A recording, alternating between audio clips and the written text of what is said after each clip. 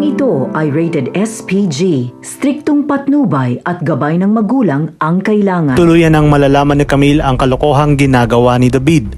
Matapos ngang tawagan ni Camille si David upang ipaalam ang kaguluhang nangyari sa kanilang bahay, ay nangako nga itong si David na kaagad siyang uuwi para kausapin ang kanyang tatay Rigor.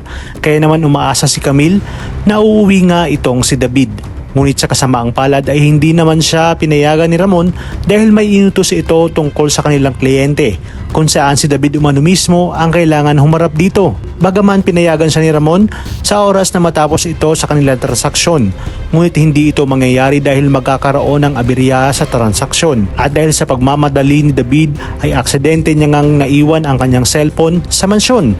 Kaya naman dahil sa pag-aalala ay tinawagan ni Camille itong si David. Ngunit walang sumasagot dahil ring lang ito ng ring hanggang sa mapadaan nga si Ramon sa kwarto ni David at narinig niyang may tumatawag. Dito ay nakita niya ang cellphone ni David na tumatawag ang isang Camille. Agad niya itong sinagot para sabihin sana na naiwan ng kanyang anak ang cellphone nito, hanggang sa naitanong nga ni Camille kay Ramon kung nasaan umano si David dahil nangako itong uuwi ng San Dimas. Agad na nagtaka si Ramon at tinanong kung sinong David.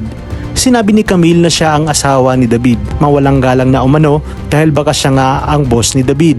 Bigla ngang natahimik si Ramon at naalala niya ang huling pangalang binanggit ni Severino, kung kaya't tinanong nito si Camille kung ang tinutukoy ba nito ay si Tanggol.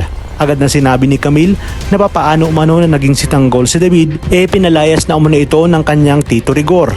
At dito nagduda na nga itong si Ramon at kinontsaba si Camille dahil ramdam niya umano na tinatarantado siya ng sinasabi nitong David na kanyang asawa. Kaya naman dito mapag-aalaman ni Camille ang ginagawang pagpapanggap ni David bilang Tanggol.